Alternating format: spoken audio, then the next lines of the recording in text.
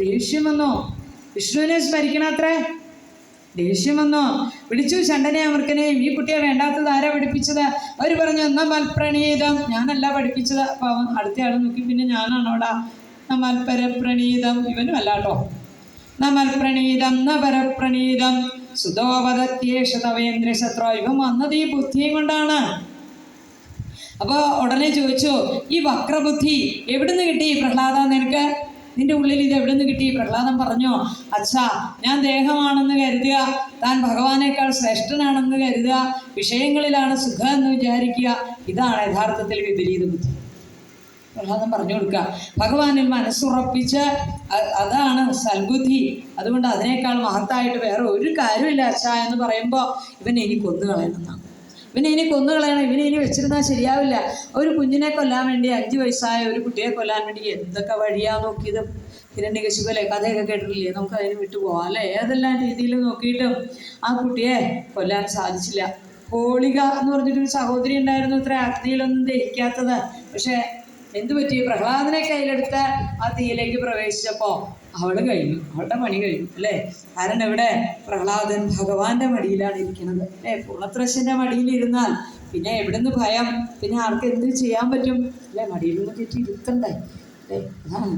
അപ്പോൾ ഹിരണ്യകശിപുവിന് ഒരല്പം ഭയം തോന്നി ഉള്ളിൽ. എങ്ങനെയൊക്കെ ശ്രമിച്ചിട്ടും എന്തൊക്കെ ചെയ്തിട്ടും ഈ കുട്ടിയെ വധിക്കാൻ പറ്റാതെ വരുമ്പോൾ ഒരു ചെറിയ പേടി തോന്നി. ഗുരുപുത്രന്മാർ പറഞ്ഞു, ഇതാ ഒരു കൃത്യ എന്ന രാക്ഷസിയെ സൃഷ്ടിച്ചു, അതിനെയും ഇതാ സുദർശന ചക്രം അവളെയും വധിച്ചു. വീണ്ടും കൊണ്ടുപോയി അവരെ, ഞങ്ങളൊന്ന് കൊണ്ടുപോയി നോക്കാം, പട്ടിണിക്കിടാം, വെള്ളം കൊടുക്കില്ലേ ഈ കുട്ടിക്ക്, അപ്പോൾ കുറച്ച് കഴിയുമ്പോൾ ശരിയായിക്കോളൂന്നാണ്.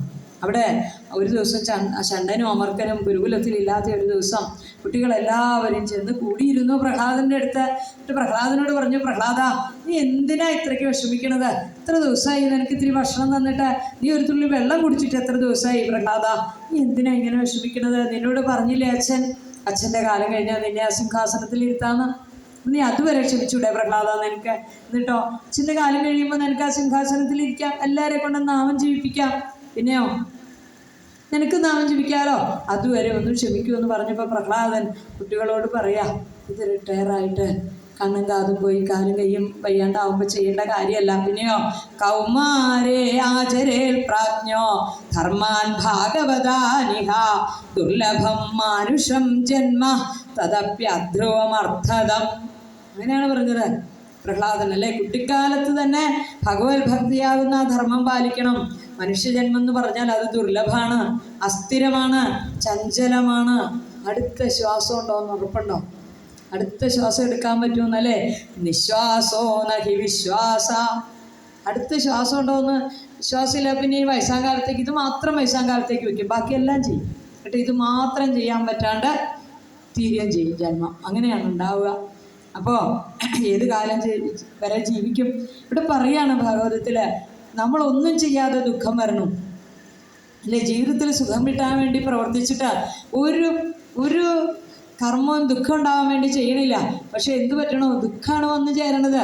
അങ്ങനെ ഒരു പ്രയത്നവും കൂടാതെ ദുഃഖം വരണമെങ്കിൽ ഒരു പ്രയത്നവും കൂടാണ്ട് സുഖം വന്നോളും. അതിന് വേണ്ടിയിട്ട് ഭ്രാന്തി പിടിച്ച് ഓടണ്ട എന്ന് പറയാണ് ഇവിടെ.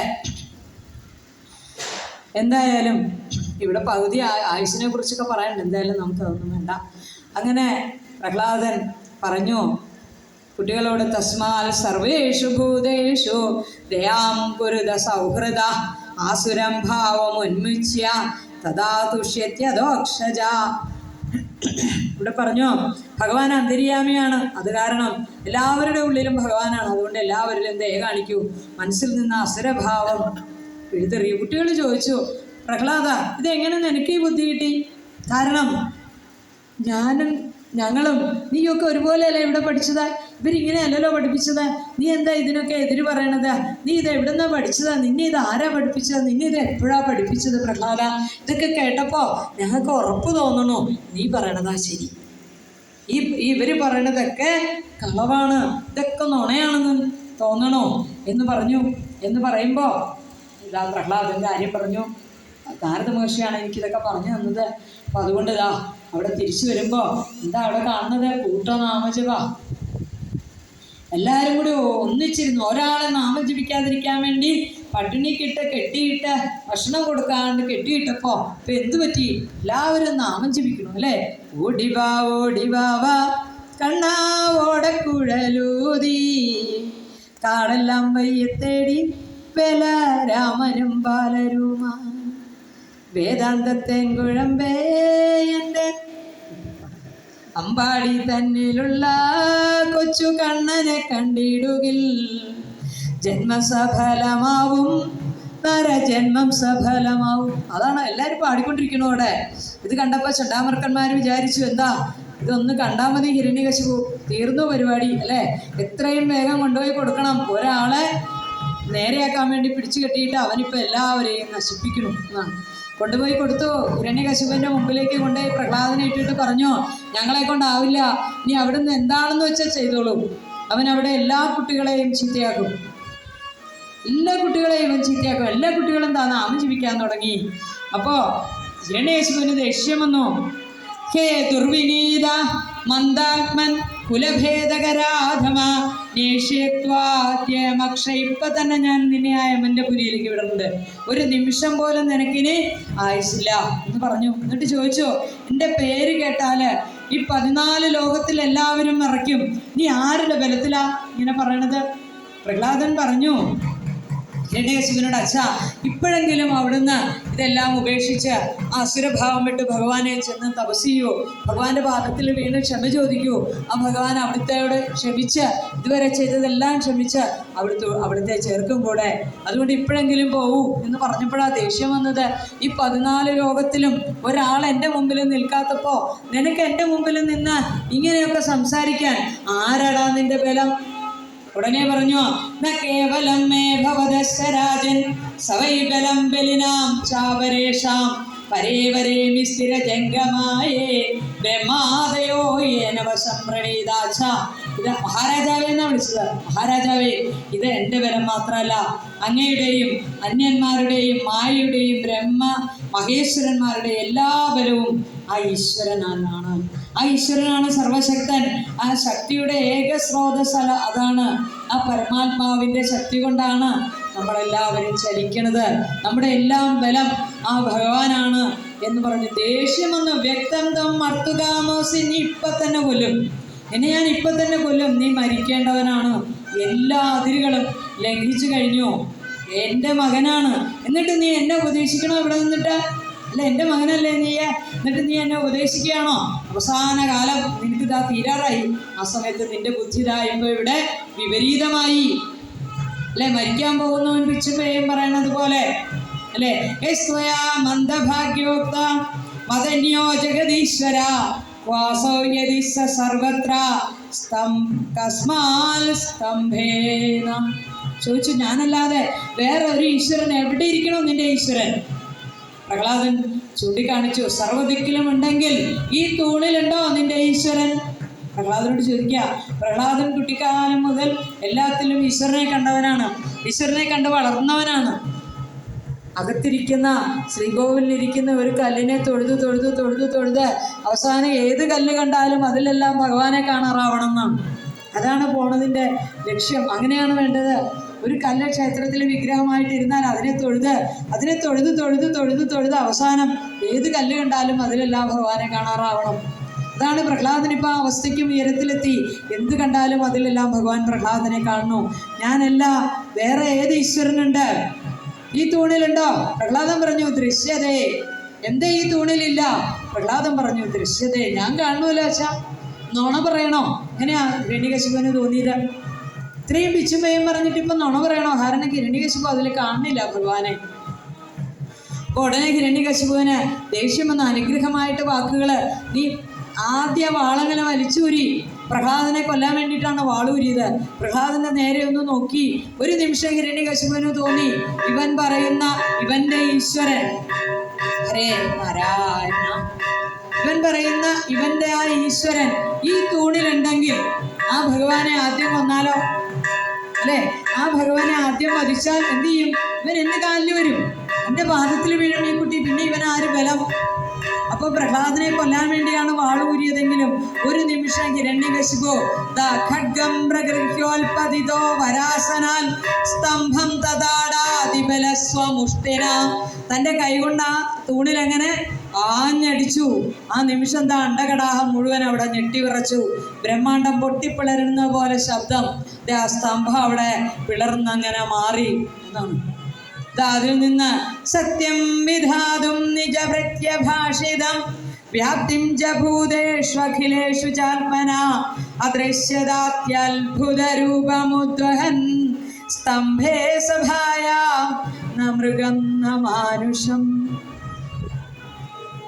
ഇവിടെ അങ്ങനെ എല്ലാവരുടെയും വാക്കുകളെ സത്യമാക്കാൻ വേണ്ടിയിട്ട് ഭഗവാൻ സ്തംഭത്തിൽ നിന്ന് സനൽകുമാരന്മാരുടെ വാക്കുകളെ സത്യമാക്കാൻ വേണ്ടി, ബ്രഹ്മാവിൻ്റെ വാക്കുകളെ സത്യമാക്കാൻ വേണ്ടി, പ്രഹ്ലാദൻ്റെ വാക്കുകളെ സത്യമാക്കാൻ വേണ്ടി, ദേവന്മാർ പ്രഹ്ലാദനെ ഉപദ്രവിക്കുമ്പോൾ എപ്പോഴാണോ അല്ലേ പറഞ്ഞില്ലേ ബ്രഹ്മാവ് ദേവന്മാരോട്, എപ്പോഴാണോ ഭഗവാൻ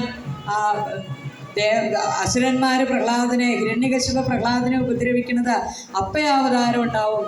എല്ലാവരുടെയും വാക്കുകൾ അവിടെ സത്യമാക്കി. ഭഗവാന്റെ ശക്തി അതെല്ലാത്തിലും ഉണ്ടെന്നാണ് പ്രഹ്ലാദൻ പറഞ്ഞത്. ആ ഭഗവാൻ സർവവ്യാപിയാണെന്നാണ് പ്രഹ്ലാദൻ പറഞ്ഞത്. പ്രഹ്ലാദന്റെ വാക്കിനെ സത്യമാക്കണം അല്ലേ? പ്രഹ്ലാദൻ പറഞ്ഞ വാക്കിനെ സത്യമാക്കി വരുത്തി തീർക്കണം. അതവിടെ അങ്ങനെ തെളിയിക്കണം അല്ലേ? നൃസിംഹരൂപസ്ഥതലം ഭയാനകം പ്രദത്തചാമീകര ചണ്ഡലോചനം സ്ഫുടൽ സടാകേസര ഗംഭീരാനനം ശുരാന്തജിഹ്വം ഭൃഗുടി മുഖോൽപണം.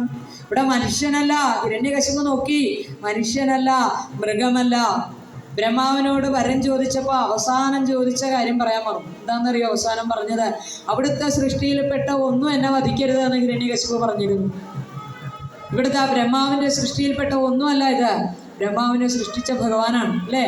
ബ്രഹ്മാവിൻ്റെ സൃഷ്ടിയിൽ ബാക്കിയെല്ലാം വരുന്നുവെങ്കിൽ ബ്രഹ്മാവിൻ്റെ സൃഷ്ടിയില്ലാത്ത ഒരേ ഒരു വസ്തു ഭഗവാൻ. അകത്ത് വെച്ചല്ല, പുറത്ത് വെച്ചല്ല, മടിയിൽ വെച്ച്. ആകാശത്ത് വെച്ചല്ല, ഭൂമിയിൽ വെച്ചല്ല, അകത്ത് വെച്ചല്ല, പുറത്ത് വെച്ചല്ല, ആ ഉമ്മറപ്പടിയിൽ വെച്ച്. ആകാശത്ത് വെച്ചല്ല, ഭൂമിയിൽ വെച്ചല്ല, മടിയിൽ വെച്ച്. രാവിലല്ല, പകലിലല്ല, സന്ധിക്ക്. ആയുധം കൊണ്ടല്ല. നോക്കി എങ്ങനെ ഹിരണ്യകശിപു നോക്കുമ്പോൾ എത്രയോ കൈകൾ, ആ കൈകളിലെല്ലാം ആയുധം. 2 കൈകൾ മാത്രം യാതൊരു ആയുധം ഇല്ലാതെ ആ കയ്യിൽ അങ്ങനെ നഖങ്ങൾ അങ്ങനെ നീണ്ടു വളർന്ന് നിൽക്കണു. അപ്പൊ ആയുധം കൊണ്ടല്ല വധിച്ചത്, ജീവനുള്ളത് കൊണ്ടല്ല, ജീവനില്ലാത്തത് കൊണ്ടല്ല. നഖത്തിന് ജീവനുണ്ടോ എന്ന് ചോദിച്ചാലോ ജീവനില്ല. എന്നാ ജീവനില്ലേ എന്ന് ചോദിച്ചാലോ ജീവനുണ്ട് അല്ലേ? അങ്ങനെയല്ലേ? അപ്പൊ അങ്ങനെ പ്രഹ്ലാദൻ അങ്ങനെ ഭഗവാനെ പ്രാർത്ഥിക്കുമ്പോൾ ഭഗവാൻ നരഹരി രൂപത്തിൽ അവിടെ വന്നു. തൻ്റെ മാറിൽ അങ്ങനെ മലർത്തിക്കിടത്തി ഹിരണ്യകശിപുവിനെ. അങ്ങനെ മാറിൽ മലർത്തിക്കിടത്തി ആ ഹിരണ്യകശിപുവിൻ്റെ മാറിടം അങ്ങനെ അവിടെ ഉയർന്നു നിൽക്കണു. ഭഗവാൻ തൻ്റെ ആ നഖങ്ങൾ ഉപയോഗിച്ച് ഹിരണ്യകശിപുവിൻ്റെ ആ മാറങ്ങനെ വലിച്ചു കീറിയുന്ന മുണ്ട് കീറണ പോലത്തെ ഒരു ഒച്ച അവിടെ കിട്ടും. എല്ലാവരും അണ്ടകടാഹം ഞെട്ടിയുറച്ച് ബ്രഹ്മാവ് പോലും തൻ്റെ സിംഹാസനത്തിൽ നിന്ന് താഴെ വീണുപോയി. ആ നിമിഷം, ഒരു നിമിഷം എല്ലാവരും പേടിച്ചു. എവിടെയാണ് ഇത് നടക്കുന്നത്? എല്ലാവരും ആ ഒരൊറ്റ നിമിഷം കൊണ്ട് ഹിരണ്യകശിപുവിൻ്റെ കൊട്ടാരത്തിൽ ആ സഭയിലെത്തി. എല്ലാവരും അവിടെ നിൽക്കണു. അവിടെ നിൽക്കുമ്പോൾ കാണുന്നു നരസിംഹമൂർത്തി ആ ഹിരണ്യകശിപുവിനെ എടുത്ത് മടിയിൽ വെക്കണു. ആ നഖങ്ങൾ കൊണ്ട് ആ മാറിടം അങ്ങനെ പിളരണു. അതിൽ നിന്ന് ഒരു പൂ നുള്ളിയെടുക്കുന്നത് പോലെ ആ ഭഗവാൻ ആ ഹൃദയം അങ്ങനെ ആദ്യം സ്വീകരിച്ചു എന്നാണ്. എപ്പോഴും തന്നെ ഓർത്ത് തുടിച്ചിരുന്ന അല്ലേ, തന്നെ ഓർത്ത് അങ്ങനെ ചലിച്ചിരുന്ന ആ രക്തം ഒരു തുള്ളി കളയാതെ ഭഗവാൻ അതെല്ലാം സ്വീകരിച്ചു. ഒരു റോസാപ്പൂ എടുക്കുന്നത് പോലെ ഭഗവാൻ ഹിരണ്യകശിപുവിൻ്റെ ആ ഹൃദയം. ഭഗവാൻ അറിയാം ഇതാരാണ്, തൻ്റെ പാർശ്വതനാണ് അല്ലേ? തൻ്റെ പാർശ്വതനാണിത്. ആ പാർശ്വതൻ്റെ ആദ്യത്തെ അസുര സ്വഭാവത്തോടു കൂടിയുള്ള ജനനമാണിത്. എപ്പോഴും എവിടെ പോയി എങ്ങനെ ജനിച്ചാലും ഭഗവാനെ അവിടുത്തെ മറന്ന് ഞങ്ങൾക്കൊരു ജീവിതം തരരുതേ എന്ന് പ്രാർത്ഥിച്ച് അസുര സ്വഭാവത്തോടു കൂടി പോയ ആളായത്. ഭഗവാൻ അറിയാം. പല തവണ ഭഗവാൻ അങ്ങനെ ഹിരണ്യകശിപുവിനെ കെട്ടിപ്പിടിച്ചു എന്നാ. അവസാനം ഹിരണ്യകശിപുവിൻ്റെ ആ ശരീരം അങ്ങനെ വലിച്ചെറിഞ്ഞു. അവിടെ പതിര് പോലെയായ ആ ശരീരം അവിടെ അങ്ങനെ വലിച്ചെറിഞ്ഞു ഭഗവാൻ. അങ്ങനെ ആ കോപം കൊണ്ട് ഭഗവാൻ അങ്ങനെ അവിടെ അങ്ങോട്ടും ഇങ്ങോട്ടും നടക്കണം. എല്ലാവരും സ്തുതിച്ചു ഭഗവാനെ. എല്ലാവരും സ്തുതിച്ചു. അവിടെ സ്തുതി എന്ന് പറഞ്ഞാൽ എത്രയാ സ്തുതി എന്നറിയോ? അവിടെ എല്ലാ ദേവന്മാരും എല്ലാവരും അവിടെ നിന്നിരുന്ന എല്ലാവരും ഭിത്തിയോട് ചേർന്നാണ് നിൽക്കണം, പേടിച്ചിട്ടേ.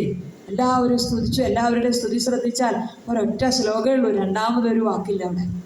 എല്ലാവരും സ്തുതിച്ചു. ഓരോ സ്തുതി കഴിയുമ്പോഴും ഭഗവാന്റെ ഒരു ഗർജനം. അതോടുകൂടി അവർ പുറകോട്ട് പോണു.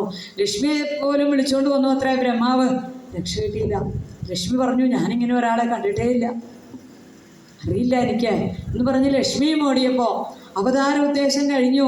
എന്നിട്ടും ഈ ക്രോധം അടക്കാതെ വരുമ്പോൾ ഇനിയിപ്പോൾ എന്താ ഒരു മാർഗം? ബ്രഹ്മാവ് വിചാരിച്ചു. എല്ലാവരും സ്തുതിച്ചു, എന്നിട്ടും ഭഗവാന് യാതൊരു മാറ്റവും വരാത്തപ്പോൾ ഇനി എന്താ ഒരു മാർഗം എന്ന് ചിന്തിക്കുമ്പോഴാണ് ഇതാ അവിടെ തൊട്ടടുത്ത് കൂപ്പിപ്പിടിച്ച കൈകളുമായി യാതൊരു പേടിയുമില്ലാതെ 5 വയസ്സുള്ള ആ ഒരു ഉണ്ണി നിൽക്കുമ്പോൾ ബ്രഹ്മാവ് ആ ഉണ്ണിയോട് പറഞ്ഞു, ഒന്ന് സ്തുതിക്കൂ, നിനക്ക് വേണ്ടിയിട്ടല്ലേ ഭഗവാൻ ഇത്ര ഭീകരമായ ഒരു രൂപം സ്വീകരിച്ചത്, ഈ അവതാരം തന്നെ നിനക്ക് വേണ്ടിയിട്ടല്ലേ, ഒന്ന് സ്തുതിക്കൂ ഭഗവാൻ എന്ന് പ്രഹ്ലാദനോട് പറയുമ്പോൾ പ്രഹ്ലാദൻ്റെ അവിടെ ഭഗവാനെ സ്തുതിക്കുന്നു. അന്നേരമുണ്ണിയാകും പ്രഹ്ലാദ ബാലകനു ചെമ്മേ നടന്നു ചെന്നോ, കൈകൂപ്പി മുന്നിൽ നിന്നു. ഉണ്ണിയെ കണ്ട നേരം തീപാറും കണ്ണിൽ നിന്നും ആനന്ദ ബാഷ്പമൂറി ഉണ്ണിയെ ചേർത്തു നിർത്തി. ബാലരക്ഷ ചൊല്ലി ദേവൻ പ്രഹ്ലാദനു മുത്തമേകി കണ്ണീരാൽ ശുദ്ധനാക്കി വരമേകി അനുഗ്രഹിച്ചു. ശ്രീഹരേ നമഃ. എല്ലാവരും ജപിക്കും. ശ്രീഹരേ നമഃ. ശ്രീഹരേ നമഃ. ശ്രീഹരേ എന്ന മന്ത്രം പാരാകെ ഉയർന്നു പൊങ്ങി ശ്രീഹരി തൃപ്തനായി മായയായി മറഞ്ഞു. സർവത്ര ഗോവിന്ദനാമ സങ്കീർത്തനം. ഗോവിന്ദ ഗോവിന്ദ